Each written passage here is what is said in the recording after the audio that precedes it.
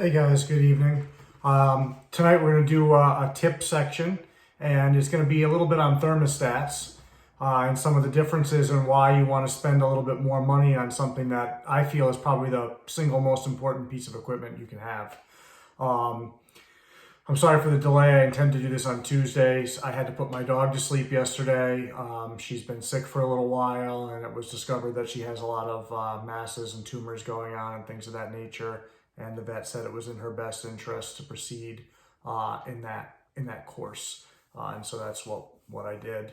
Obviously, never easy, but I didn't want to delay this too long. And in her spirit, she was tough as nails. So I'm gonna suck it up, and here we go. Now, any thermostat that you get, another piece of equipment that you're gonna have to have is a temp gun.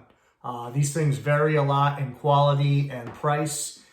Depending on what you're doing. If you're really unsure with stuff, I would spend the money, or if you have a large collection, get yourself a really quality one. Some of those will run upwards of like $100, and they'll tell you the difference in, error is basically what really makes a difference is, the lower end ones, there might be a 5 or 10 degree error, whereas those are going to be a lot closer, a lot tighter as you move up. So when you set up any thermostat, you're going to have a probe, which is this little thing here. And I have a couple of different thermostats here to show you so you can see the difference and explain to you the differences. And that is the wrong cord. So I got too many cords over here. So, this is the Herpstat one, and then this one is for one of the Zilla ones. And I will say, I'm not knocking anybody's products, but these Zilla ones are pretty popular. And obviously I have these plugged in so you can see the green light, which indicates power. These right here are probably responsible for more animals dying than I know of any other thermostat. Yes, they are designed for reptiles.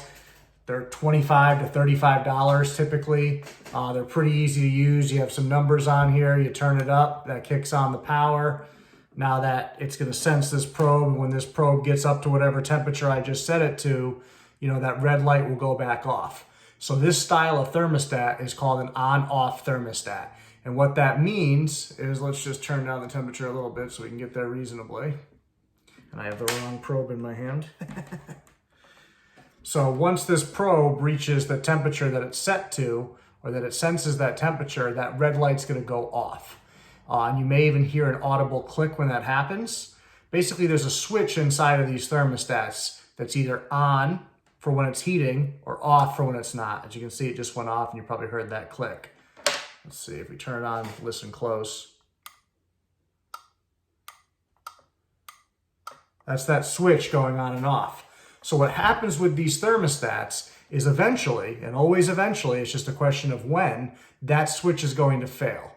Now it may be in a month, it may be 6 months, it may be 5 years. There's really no timeline. And a lot of it just depends on the individual switch and, how often it's kicking on and off. If it's kicking on and off 20, 30 times a day, it's going to wear out quicker, more than likely, than something that's kicking on a couple of times a day. But anyways, when that switch kicks off, what happens is either this gives you no heat, or it starts heating uncontrolled and it'll just keep heating up and it won't stop. It'll never recognize that it's reached that temperature because that switch, it can't switch itself off. So even though the machine knows it needs to switch off, it can't because that switch is broken. And it just seems to be luck of the way it goes. These typically fail on, meaning that your animals get overheated and essentially cooked to death. Not only, sometimes they survive, but there can be permanent neurological damage. So it's never really good to cheap out on this stuff. If you have to use something like this temporarily, it can work, but it's not something I would suggest. Now, as far as what I would suggest and what I use primarily are these Herpstats here. This is a Herpstat 1 red line, and you can see the difference here. This has a digital screen on it, and you've got a menu here where you can go through and you can set up everything that you need, and it's really user-friendly. One of the nicest features on these units too, especially if you're going to get into breeding or whatever, you can build in a night drop to this automatically. So you can automatically set it at a certain time to where the temperature might be at your 89 hotspot, and it'll automatically drop to an 86 hotspot. Whatever it is that you're doing, you can set that up right in the machine so you don't have to go in there. Whereas this one, you've got to get in there and manually, turn that dial and do whatever you need. So if you're breeding, that's definitely a better option for that reason. But bottom line is, our animals deserve to have their lives protected. And so this is going to do a lot better job protecting. Yes, this is probably 4 times the price, maybe 5, depending. The red lines are a little more expensive than the regular. It's just a different appearance. So if it's not something that, you care about for that, the regular Herpstat one will work. What I do suggest too, if you have a larger collection, or even if you just have, multiple heating sources to heat a cage, if you get the Herpstat 2, that gives you 2 zones from one thermostat. So with this thermostat here, the 1, you have this 1 plug that you can plug into and the 1 probe. So this probe is going to be attached to the heat source that's plugged into here, and that is going to control the output. Now, why this thermostat is better is this is what we call a proportionate or proportional thermostat. This doesn't do the on-off thing. What this does, if you look at this little number over here that gives you a percentage, that's the percentage of how much power it's putting into trying to heat. And this has a built-in system that understands, 0 to 100, how much power it needs to pump in order to raise that temperature to your desired temperature. A couple of things that does for you. One, that eliminates that switch that's going to fail on you. So this thing, typically if it does break, and it still can break, any piece of equipment can, typically you just lose heat. And that's definitely the better of the 2 options. And that's also what's nice about these units is they have built-in alarms. So you can set a high-low alarm. So say your set point is 90 degrees, you could set it to where if it hits 92 or 88, an alarm will go off to notify you that it's reached those temperatures, and it'll beep until you go over it and, rectify the situation. So that way, if your probe comes, unattached from the heat source and it gets too cool, an alarm will go off and let you know. If something malfunctions for some reason and it starts to heat up too much, it'll let you know. So that's a really, really good feature to have. A lot of us, our snakes are, in a different room, whatever, or even if they're in the same room, if you're in bed, you're not going to notice their behavior is different or something's wrong. This is going to let you know. And it is audible and loud, and it will definitely wake you up if it's within earshot. So that's one benefit of that. Also, we talked about the difference in the proportional versus the on-off. With the on-off, these both have what we call like a differential.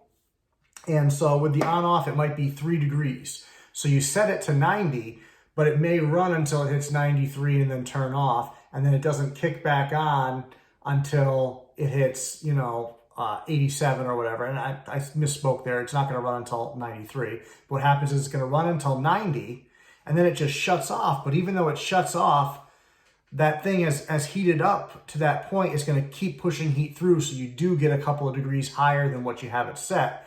Whereas this, with the design that designs it to evenly heat how much power it needs to get there, you get a lot smaller range of temperatures there. So if you have it set at 90, it might go over that a little bit, but to get to 91, 92, 93, that typically doesn't happen unless something crazy goes on in your house around it. A huge temperature spike. Obviously this thing doesn't have a built-in cool down, so if something like that happened, then you could get that warm. But it's not going to do it, via the thermostat. The thermostat's going to keep that in check. And as soon as it starts going below the desired temperature, it increases that percentage and pushes that much more energy into it to get you that much more heat. So that's another big difference, is that differential. You could have a 5 or 6 degree swing on your hot spot constantly up and down all day, just yo-yoing, whereas this will get you a much more consistent temperature. And then when you build in that night drop, it'll slowly back it down to the night drop. It's a nice, even, more normal transition than you just coming home and turning the thing off and this thing's still pumping out heat for a while and then dropping. So that's the major difference between those two. And like I said, I highly recommend going with the Herpstat. VE is a little bit cheaper, but also typically proportional, a little bit better thermostat than something like these. A lot of people use like Jumpstart and things along those lines. A lot of those aren't designed with the reptiles in mind.